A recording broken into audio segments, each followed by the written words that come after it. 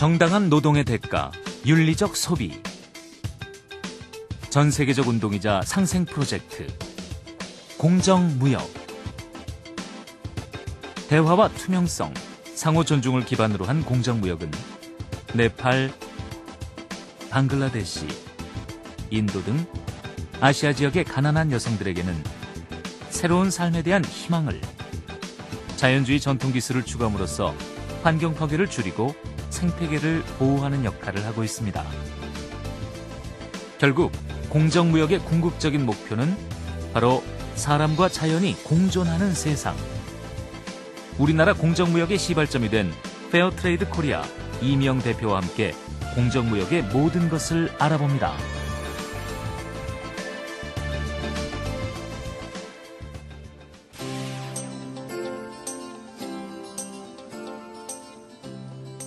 여러분 안녕하십니까, 오미영입니다. 패스트 패션이라는 말 들어보셨습니까? 패스트푸드를 떠올리면 그 개념이 금방 이해가 가실 텐데요. 값이 좀 저렴하고 유행에 민감한 패션을 뜻합니다. 젊은이들 사이에서 인기가 많은데요. 그러나 이렇게 대량 생산된 옷들은 환경오염의 주범이 되기가 쉽습니다. 철이 지나면 곧 버려지고 또 그 옷에 사용되는 환경오염을 일으키는 화학 염료 때문이죠. 그래서 요즘에는 슬로우 패션에 대한 관심이 또 늘어가고 있습니다. 슬로우 패션의 중심에는 공정무역 패션이 자리 잡고 있다고 하는데요. 오늘은 우리나라의 유일한 공정무역 패션 업체입니다. 페어트레이드 코리아 구루의 대표이신 이미영 대표 모셨습니다. 안녕하세요. 안녕하세요. 네.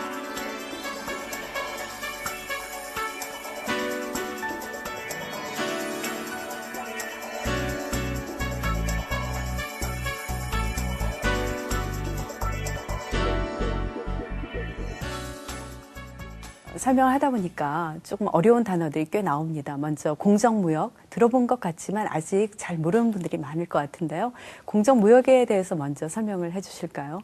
공정무역이라고 하면 그냥 말 그대로 공정하게 거래하자라는 거고요. 역사로 따지면 한 60년 정도 됐는데 이게 전체 지구적으로는 계속 부는 증가하는데 네. 경제적인 부가 계속 증가함에도 불구하고 이 부자 나라와 가난한 나라의 이 빈곤의, 그러니까 이 빈부의 격차는 네. 계속 더 심화되는데 그 이유가 뭘까?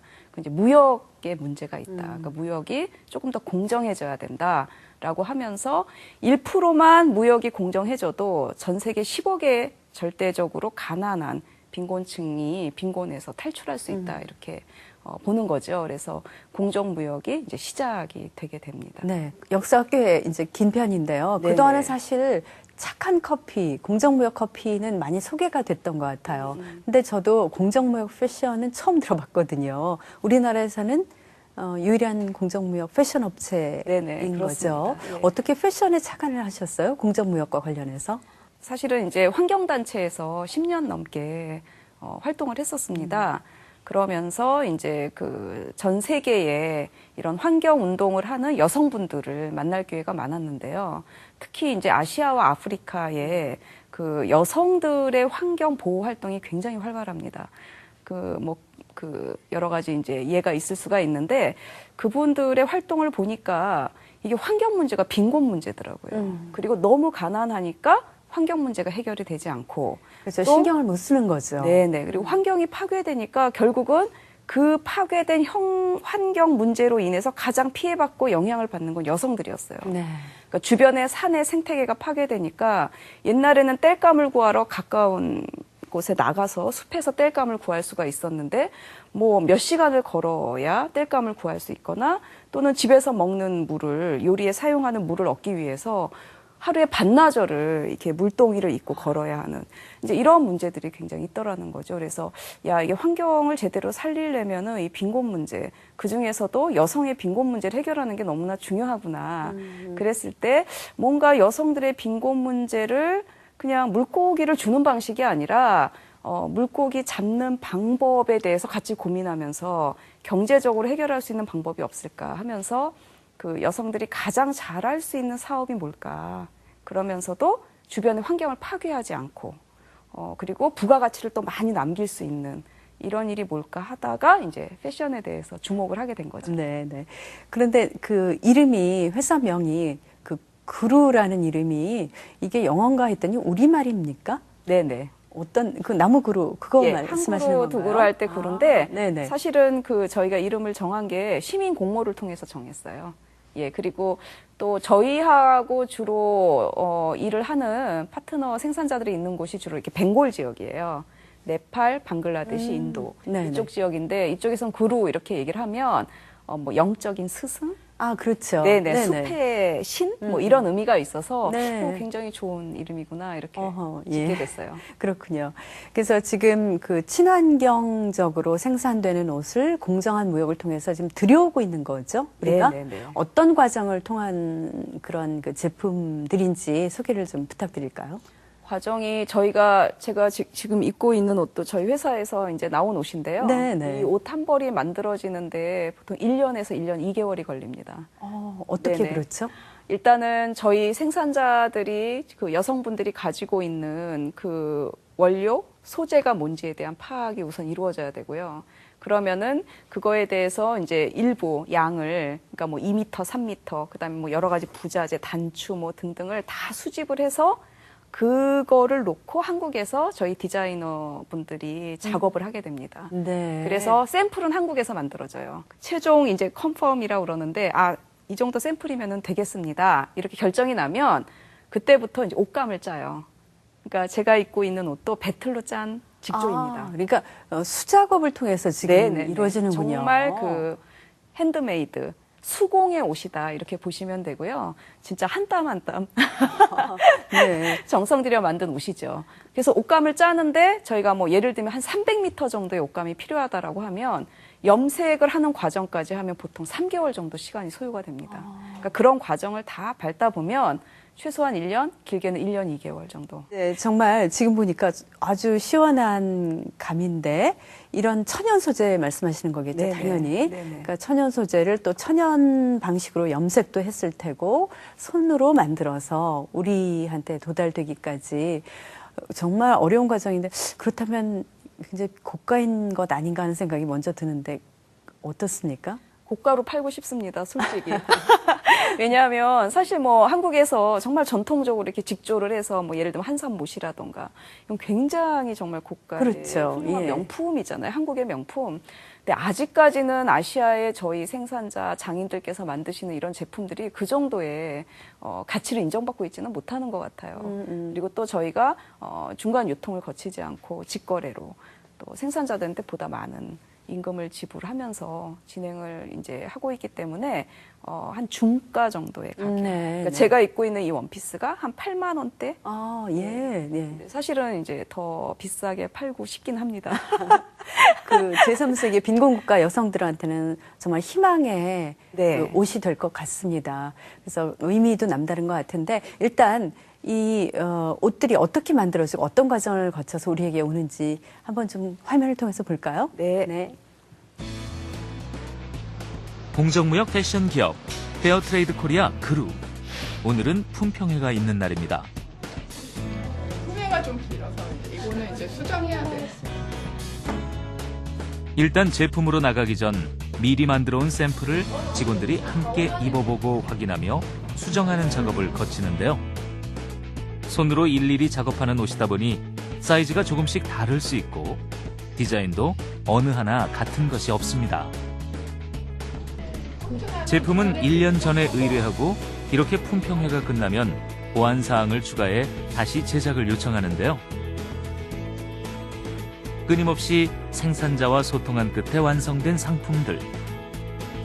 주로 여성들이 한 땀 한 땀 정성 들여 만든 것들입니다.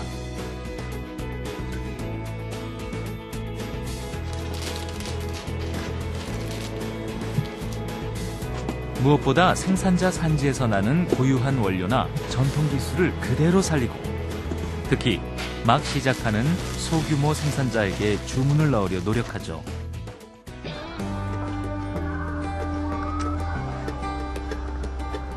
생산자에겐 노동에 대한 정당한 가격을 보장하고 소비자에게는 이로운 상품을 건네는 거래. 공정무역 브랜드 그루에는 단지 유기농 의류만 있는 것이 아닙니다.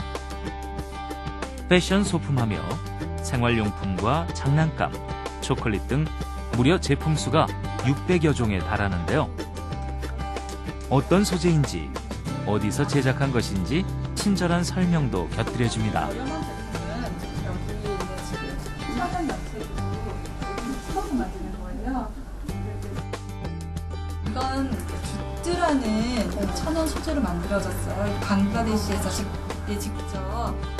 고객들은 자신이 구매한 돈이 결국 전 세계 어려운 사람들을 돕게 된다는 점에서 행복한 소비를 실감하게 되는데요. 좋은 물건이 들어오기 무섭게 찾아오는 마니아층도 늘고 있습니다. 사실 요즘에 착한 소비라는 이야기가 많이 들리는데 저도 어떻게 하면 착한 소비를 할 수 있을지 많이 고민을 하거든요. 근데 공정무역이라는 좋은 루트를 알게 됐고 그걸 통해서 구루를 자주 방문을 하고 있어요. 네, 뭐 저의 이런 작은 소비가 그분들한테 큰 도움이 될 거라고 생각하기 때문에 또 그렇게 기쁘게 공정무역을 많이 하고 있습니다. 값비싼 브랜드보다 사람의 이야기를 먼저 생각하는 것.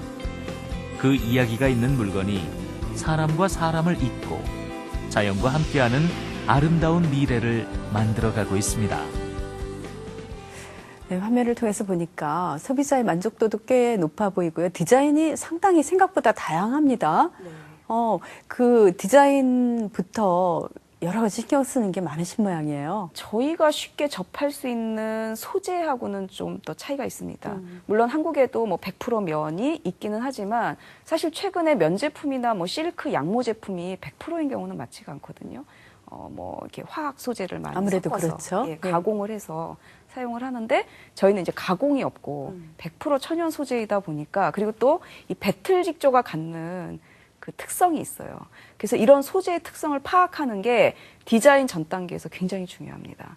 그 다음에 그 생산자들이 가지고 있는 시설, 그러니까 예를 들면 전동 미싱을 쓰실 수 있는지, 아니면 네. 수동 미싱인지, 아니면은 꼬매는 것까지도 다 수작업으로 하시는지, 뭐 버튼의 구멍을 단축 구멍을 만드는 것도 핸드 스티치를 하시는지, 아니면 기계를 그 정도는 사용하실 수 있는 조건인지 이런 게 다 파악이 돼야 거기에 맞는 디자인이 구현이 되거든요.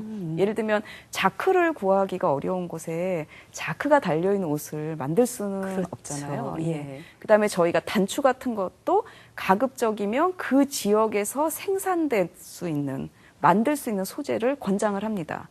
그래서 네팔 같은 경우는 버팔로라고 하는 소의 뿔을 이용해서 버튼을 만들기도 하고요. 네. 그다음에 뭐 코코넛 열매의 네. 껍질을 이용한 버튼이라던가 조개 껍질을 이용한 버튼이라던가 이런 자연 소재 버튼을 가공하고 디자인하는 것까지도 다 신경을 써서 저희들이 제작을 하고 있습니다. 아, 정말 여러 가지 복잡한 그 고려가 있었다. 네, 네, 네. 옷 하나에 그런 걸 알 수가 있는데 그 화면을 통해서 보니까 세계 공정무역의 날 이런 페스티벌 행사도 있나 봐요. 네, 그 네. 얘기도 좀 해주시죠. 세계 공정무역의 날 행사는 이제 한 20년 정도 됐습니다. 공정무역이 점점 알려지고 굉장히 소비자들이 많이 이해하게 되고 생산자들도 늘어나면서 전 세계적으로, 그러니까 생산자가 있는 나라, 가난한 나라뿐만 아니라 소비자가 있는 나라까지 캠페인을 하는 날인데요. 매년 5월 둘째 주 토요일이 세계 공정무역의 날이고요. 저희도 뭐 캠페인을 굉장히 크게 하고 있고요. 네. 외국 같은 경우는 뭐 영화제를 하기도 하고 마라톤을 하기도 하고 굉장히 유명한 디자이너들이 이 페어트레이드라고 하는 공정무역이라고 하는 주제를 가지고 패션 쇼를 열기도 합니다. 우리는 여전히 조금은 좀 열악한 현실 같은데 특히 네. 패션은 이제 유일한 업체로 지금까지 계시는 거군요. 다른 업체는 왜 좀 관심 갖지 않을까요? 일단은 이 과정이 너무나 어렵고요. 일단은 가격 문제가 있습니다. 그러니까 보통 이제 이런 패션을 하시는 브랜드들이 적용할 수 있는 원가하고는 비교가 되지 않게 비싸고요. 네네. 일단 뭐 소재부터 해서 그분들에게 드린 임금 조건까지 네. 따져 보면은. 그다음 두 번째는 접근성 문제가 있죠. 굉장히 이제 열악한 곳에 소규모로 이런 공동체들이 존재를 하기 때문에 네네.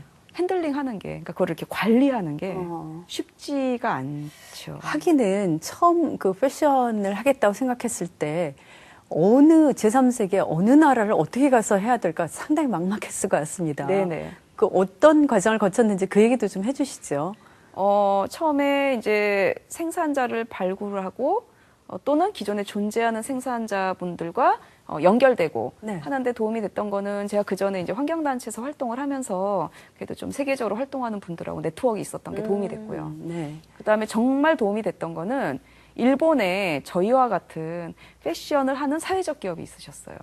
근데 그분들하고 이제 메일을 보내서 좀 도와달라라고 얘기를 했더니 아예 당신들이 현지에 가서 하는 작업의 전 과정을 보름간 저를 데리고 다니면서 보여주셨고 그 생산자분들의 장점과 단점, 네. 특성 이런 거를 저한테 다 정보를 주시면서 사실은 이거는 일반 회사에서는 상상도 할 수 없죠. 그렇죠. 일종의 이제 기밀에 속할 수가 있는 건데 네. 그 정보를 다 오픈해주면서 오히려 당신들과 거래 맺고 있는 생산자의 거래자들이 늘어나면 자기네들은 더 좋은 거니까 이렇게 적극적으로 도와주셨어요. 우리나라는 아직은 조금은 초보 수준인 것 같은데 네. 만약에 이런 데 관심이 있는 분이라 하더라도 정말 제3세계를 무턱대고 찾아가고 하는 그런 방식을 취할 수 없기 때문에 어려운 부분이 있겠다는 생각이 드네요. 어려운 것도 있지만 하지만 정말 옛날에 비해서는 좋아진 것도 있습니다. 왜냐하면 최근에는 인터넷이 너무 발전했잖아요. 그렇죠. 예. 그래서 인터넷을 통해서 초기에 정보를 접근하는 건 가능하기 때문에 저는 공정무역으로 뭔가 사업에 대해서 고민하거나 창업을 꿈꾸시는 분들이 예전보다는 좋은 조건일 수 있고 또 저희 같은 데가 도와줄 수 있으니까 많은 분들이 사업을 하셨으면 좋겠어요. 네. 어떻습니까? 이 옷을 만드는 일을 통해서 사실은 그 제3세계 여성들은 어떤 자기 자신의 그 희망을 실천하는 그런 첫걸음이 될 테고 또 우리는 좋은 제품을 소비할 수 있는 어떤 연결고리가 된다는 건데요. 그 여성들, 빈곤층의 여성들이 그동안 변화되는 것도 지켜보셨겠죠? 네네. 네. 그 과정을 한번 얘기를 들어볼까요? 저는 처음에는 공정무역이 가져다 주는 여성들에게 드리는 혜택이 경제적인 부분을 굉장히 많이 생각을 했던 것 같아요. 근데 막상 이렇게 해보니까 경제적인 부분 못지않게 정말 중요한 게 있었어요. 그거는 여성으로서 자존감, 그러니까 인간으로서의 자존감. 아, 이게 정말 이 경제적인 주체가 된다는 게 이런 거구나라는 거를 정말 느끼게 됐는데요. 처음에 생산자분들을 만날 때 이제 저희 생산자분들은 대부분 이렇게 사리를 입으시거든요. 근데 눈을 마주치지 않으시고요. 땅만 보시는 경우도 있었고. 근데 이런 여성들이 당당하게 말을 하고 그다음에 토론 회의 이런 거를 하기 시작을 하시고 무엇보다도 가정에서의 발언력과 주도권, 그리고 남편이 부인을 존중하게 되고, 네. 그래서 가사노동을 돕기도 하고, 그 다음에 지역사회에서도 또 인정을 받으면서 중요한 역할을 맡기 시작을 하시는 거예요. 여러 가지 공동체에 필요한 프로젝트나 이런 거를 책임지고 끌고 나가시는 경우도 생기고, 그래서 아, 이런 게 정말 공정무역의 진정한 효과가 아닐까. 아, 그래서 이제 지금까지 말씀드리면서 공정무역이 갖는 그 중요성, 그것이 가져온 그 여성 삶의 변화 충분히 이해가 됐고요. 이제는 조금 초점을 이 제품 자체에 얼마나 친환경적인가 이 부분으로 좀 맞춰봐야 되겠습니다. 사실은 친환경 그러면 일단 먹는 것, 또 뭐 잘해야 주거 환경에 대한 건 신경 쓰는 게 우리 일반인의 삶인데 패션이 과연 친환경적이다. 어떤 의미가 있는 거고 뭐가 얼마나 좋은 걸까요? 사실은 패션과 환경에 대해서 사실 이제 뭐 유럽이나 미국 같은 경우는 굉장히 관심이 많이 높아졌습니다. 근데 한국 같은 경우는 친환경 패션 이런 거에 대해서 아직 많이 낯설죠. 는 많이 낯설죠. 네네네. 네. 일단은 패션과 환경 문제는 굉장히 밀접한 관련이 있습니다. 첫 번째는 이제 폐기물 문제인데요. 매년 4조 이상의 옷이 버려진다고 합니다. 우리나라 말씀하시는 전 건가요? 세계적으로. 전 세계적으로. 예, 4조 네. 이상의 옷이 버려지는데 그 옷들이 또 땅으로 가서 잘 분해가 되느냐 하면 최근에 화학 소재가 너무나 많기 때문에 그렇죠. 100년이 지나도 땅속에서 썩지를 않습니다. 예, 그런 문제가 있고요.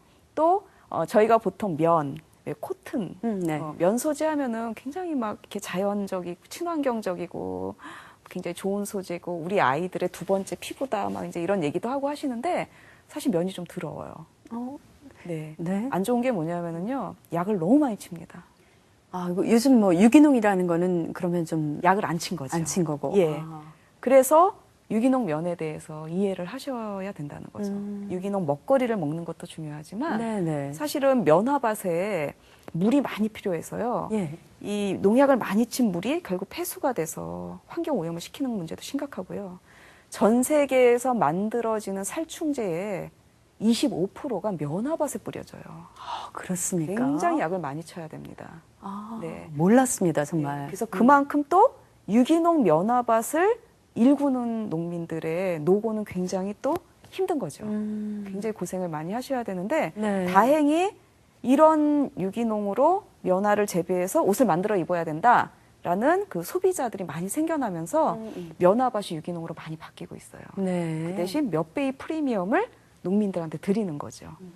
예, 그래서 공정무역은 또 굉장히 유기농 면화 재배라던가 약을 치지 않고 하는 방식에 대해서 많이 추구를 하기 때문에 친환경이고 환경 문제 해결에 도움이 많이 된다고 볼 수가 있죠. 결국 우리나라는 뭐 아무래도 아직은 선진국 다른 선진국에 비해서는 이 공정무역 패션 분야에 대해서 뭐 많이 모자라는 게 사실이니까 앞으로 그 선진국의 모델 따라가면 되는 거 아니겠습니까? 어느 정도 선진국들이 잘하고 있는지 그걸 보면 좀 희망적일 것 같아서요. 그 소개를 좀 부탁드릴게요. 뭐 일단 유럽하고 미국에서 시작된 공정무역의 역사가 이미 이제 한 60년이 됐고요. 근데 공정무역도 여러 가지 이제 우여곡절을 겪게 됩니다. 그러니까 처음에는 사실 이게 자선의 의미가 약간 확대된 그래서 뭐 난민이라던가 너무나 불우한 처지에 있는 네. 이런 분들의 수공예품이라던가 식품들을 들여와서 뭐 교회, 성당, 뭐 바자회 이런 데서 판매를 하던 게 시작이었어요.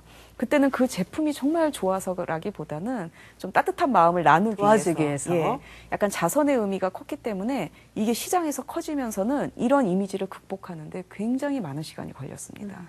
그래서 저희한테도 그런 식의 접근은 굉장히 문제가 생길 수가 있다. 그래서 이 제품의 질과 디자인과 이런 게 너무나 중요하다라는 얘기를 했고요. 그런 과정을 통해서 지금 굉장히 우수하게 평가를 받는 그런 공정무역 브랜드들이 많이 생겨났죠. 네. 전체 규모는 그 공정무역이 이렇게 인증 마크가 있습니다. 유럽에서 만든 네. 그 인증 마크를 통해서 확인된 것만 한 7조 정도 되는데요. 실제 인증 마크를 통하지 않고 거래되는 공정무역이 굉장히 많거든요. 그것까지 다 하면은 10조 이상의 규모는 되는 것 같습니다. 현재. 그럼 상당히 이제 사업적으로도 희망을 갖고 뭔가 도전해 볼 만하다는 생각도 듭니다. 이 네네. 단계에 이르러서. 그렇지만 역시 조금 한계랄까요? 문제점 이런 부분도 여전히 좀 느끼고 계실 텐데 그런 부분이 있으면 좀 얘기해 주실까요? 문제점이라기보다는 좀 이제 한계라고 보여지는 거는 비슷한 말일 수는 있겠지만 일단 이 무역은 저희들의 실력만으로 가는 건 아니거든요. 그러니까 생산자와의 파트너 관계, 생산자의 그렇죠. 조건, 처지 이런 게 굉장히 중요하기 때문에 동반 성장을 천천히 해가야 됩니다. 그래서 급속하게 빠른 성장은 사실은 현실적으로 어렵다라는 거고요. 특히 저희 공정무역 패션 같은 경우는 식품하고는 또 좀 다르게 굉장히 소량 다품종 생산이다 보니까 그렇죠. 일단은 뭐 대량 생산이 어려운 문제. 근데 대량 생산이 어렵기 때문에 사실은 대량 생산의 문제점을 극복할 수 있는 대안으로 부각이 되고 있어서 네, 이게 네. 이제 우리의 정체성이다. 이렇게 보고 있고요. 뭐 정치 사회적으로 불안정한 나라들이 많습니다. 그렇겠죠. 예. 그래서 작년에 네팔하고 방글라데시는 선거를 앞두고 굉장히 시위도 많았고, 그래서 다들 출근도 못하고 사망자가 생기기도 하고 이러면서 굉장히 이렇게 제품이 만들어지는 기간이 지연되고 저희가 어려움을 좀 겪기도 했었죠. 네. 그럼에도 불구하고 이제 좋은 제품을 디자인하고 또 제3세계 여성들의 삶의 질을 변화시키는 그런 좋은 고리를 만들어내셔야 되는데 일단 소비자 입장에서는 뭐 다른 거 다 관두고 좋은 제품, 우리 건강을 지키는 제품이라는 측면에서 반갑고 관심이 가는 게 사실입니다. 소비자들에게 다시 한번 공정무역 패션에 대해서 좋은 점, 그것이 갖는 의미를 좀 정리를 해 주실까요? 일단 공정무역 패션은 그 옷을 입었을 때 불편함이 없습니다. 그러니까 예를 들면 이 옷이 만들어지기까지 뭐 전에 한번 방글라데시에서 참사가 있었잖아요. 2,000명이 넘는 여성들이 건물이 무너지면서 네, 맞습니다. 봉제 공장에 예. 지금 대부분 아직 찾지를 못하고 있거든요. 네. 예. 이런 어떤 그 뒤에 숨겨져 있는 이야기에 대해서 이제 소비자들이 관심을 가져야 되고, 그게 과연 나와 무관한 사람들의 이야기인가. 이제는 사실 저희의 경제나 이 삶의 형태 자체가 굉장히 지구적으로 갈수록 연결되기 때문에 이게 남의 문제가 아니고 이런 여러 가지 불편하고 위험한 일들이 결국 우리 삶에도 영향을 갈수록 더 직접적으로 미치게 될 것이다. 그래서 옷이 만들어지는 과정에 관심을 갖고 내가 그냥 이뻐서 가격이 싸서 이렇게 구매하는 것뿐만 아니라 그 과정에서 정말 불편한 일이 없는 사람들에게 굉장히 손상이 가는 일이 있었다던가 인권의 문제가 있었다던가 아동들을 노예 상태로 고용해서 만들어진 물건이라던가 이런 거에 대해서 이제 좀 알아나가면서 좀 좋게 만들어지는 물건을 사려고 하는 그런 이제 윤리적 소비자들이 네네. 이제 한국에서도 많이 좀 생겨나야 되지 않을까. 네. 앞으로 이제 사회적 기업으로서 더 발전을 하셔야 될 텐데 계획, 희망, 꿈이 있으면 얘기해 주시죠. 저희 회사 그리고 그루를 좀 더 많이 시민들이 알고 사실은 이제 구매 자체가 그 빈곤국가 여성들한테 또 도움이 되는 거고 저희 회사에 또 도움이 되는 거기 때문에 어떻게 많은 분들이 그루를 알고 구매하게 할 건가. 그리고 그렇게 되려면은 사실은 구매를 손쉽게 구매할 수 있어야 되잖아요. 그렇죠. 예, 예. 그래서 지금처럼 조금씩 늘어나고 있는 그런 매장이 공정무역 매장이 좀 전국에 많이 마을마다 동네마다 좀 생겨났으면 좋겠고요. 좀 늘어가지 않을까 네. 기대를 하고 있습니다. 공정무역 패션이 우리 환경을 살리는 하나의 길이라는 거 오늘 많이 배웠습니다. 말씀 감사합니다. 네, 감사합니다. 네, 오늘 이 시간 그 생태적인 삶을 이야기하면서 공정무역과 관련해서 또 많은 얘기를 해봤는데 처음에는 아마 공정무역이 무슨 관련이 있을까 이렇게 생각하셨던 분들도 하고 이제 고개를 끄덕이실 것 같습니다. 공정무역 그 패션 그것이 우리 그 인간에게 가져다주는 여러 가지 의미 그리고 또 중요한 그 장점들 같은 거 많은 생각을 하셨을 것 같고요. 친환경 옷을 입음으로써 뭐 건강에도 도움이 되겠지만 우리가 살아가는 이 삶, 그 생태적 삶에 얼마나 많은 그 도움을 얻게 되는가 하는 생각도 함께 해봤으면 합니다. 오늘 이 시간 함께 해주셔서 감사합니다. 다음 이 시간에 다시 뵙겠습니다. 안녕히 계십시오.